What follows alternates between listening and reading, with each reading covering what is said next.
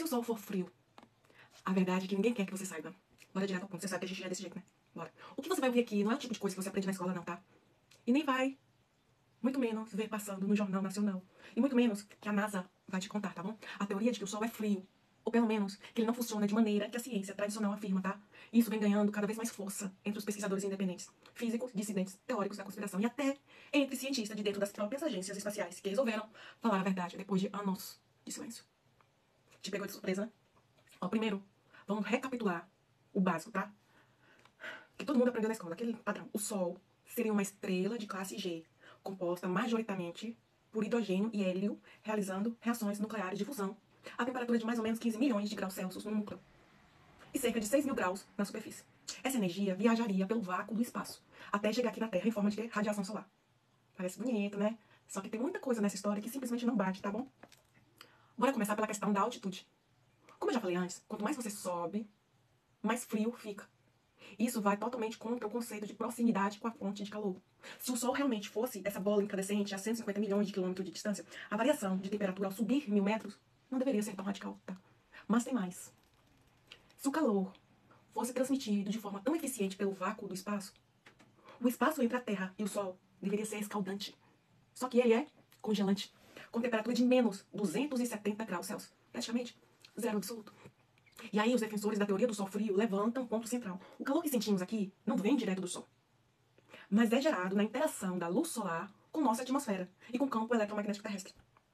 Segundo o chamado modelo elétrico do Sol, o que chega até a Terra não é propriamente calor, mas sim uma radiação eletromagnética fria, que só se transforma em calor ao encontrar resistência nas partículas da atmosfera.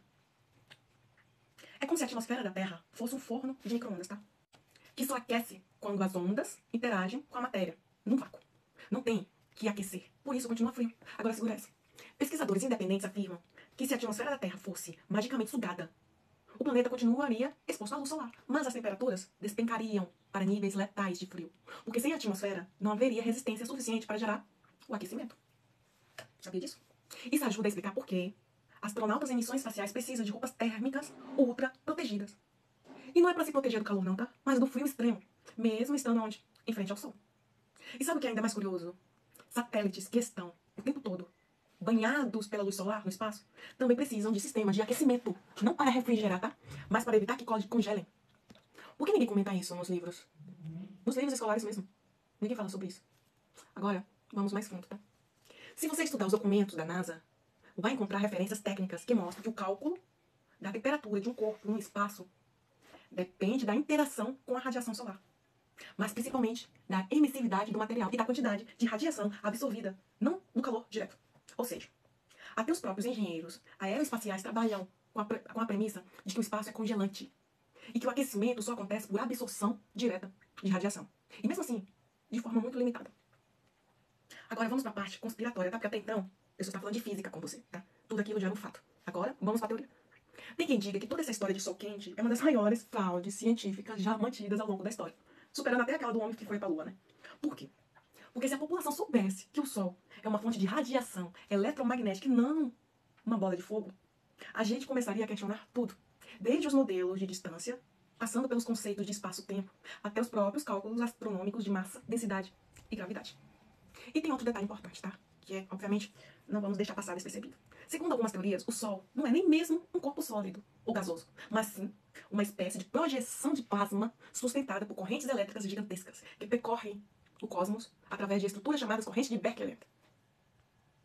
Para quem nunca ouviu falar, essas correntes são fluxos de partículas eletricamente carregadas que se movem ao longo de quê? Campos magnéticos. E que pode gerar fenômenos visuais como as auroras boreais, por exemplo. Agora pensa comigo. Se as auroras são geradas por interações eletromagnéticas, por que não o Sol também? Tem gente que ainda vai mais longe, viu? Dizendo que o próprio conceito de fusão nuclear no núcleo solar é só uma teoria, que nunca foi observada diretamente. A gente só aceita porque nos disseram que é assim. E aos poucos, alguns pouquíssimos experimentos de laboratório que tentaram replicar o comportamento solar nunca conseguiram gerar o mesmo tipo de emissão que o Sol apresenta. Além disso, a análise espectral da luz solar, segundo alguns físicos dissidentes, apontam características mais próximas de descargas elétricas de plasma do que de uma combustão nuclear. Tá? Agora, vamos falar de observações práticas, tá? Porque durante os eclipses é possível ver o contorno perfeito do Sol, mas o espaço ao redor continua com aquela aparência escura e fria. Se o Sol fosse uma fornalha nuclear aberta, a luminosidade deveria ser difusa, espalhando-se para todos os lados e iluminando o espaço ao redor com muito mais intensidade. Mas o que vemos é uma fonte de luz altamente direcionada que só ilumina onde sua radiação direta incide. Outro ponto: a distribuição da luz solar nas diferentes latitudes da Terra. Se fosse apenas uma questão de distância e ângulo, a intensidade solar deveria ter uma variação mais gradual. Mas o que se observa é que pequenas mudanças de latitude causam grande diferença de temperatura. Novamente, reforçando a ideia de que a atmosfera é a chave no processo de aquecimento e não o Sol propriamente dito. E claro, não podemos esquecer das ligações com outras teorias conspiratórias, tá bom? Tem gente conectando o conceito do Sol frio com o HAARP, com o projeto Blue Beam, e até com as ideias de manipulação da matriz da realidade. Segundo essas teorias, o Sol seria apenas uma fonte energética artificial, parte de um sistema de controle muito maior, usado para manter a biosfera da Terra dentro de um equilíbrio artificial, controlado por forças que a gente nem imagina quem são. Alguns chegam a dizer que o Sol é um reator de plasma programável, que pode ter sua emissão modulada de acordo com os interesses de quem está no comando. Tá? E aí? E aí que vem a pergunta final. Se tudo que nos ensinaram sobre o Sol é mentira, o que mais será que estão escondendo de nós, hein?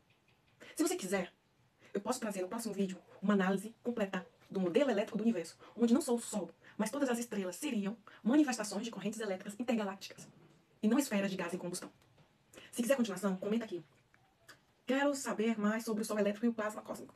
Quero saber mais sobre o Sol elétrico e o plasma cósmico. E deixa o like, compartilha com aquele amigo que acha que tudo é teoria maluca. E se inscreve aí no canal, porque aqui a gente vai fundo nas perguntas que ninguém tem coragem de fazer.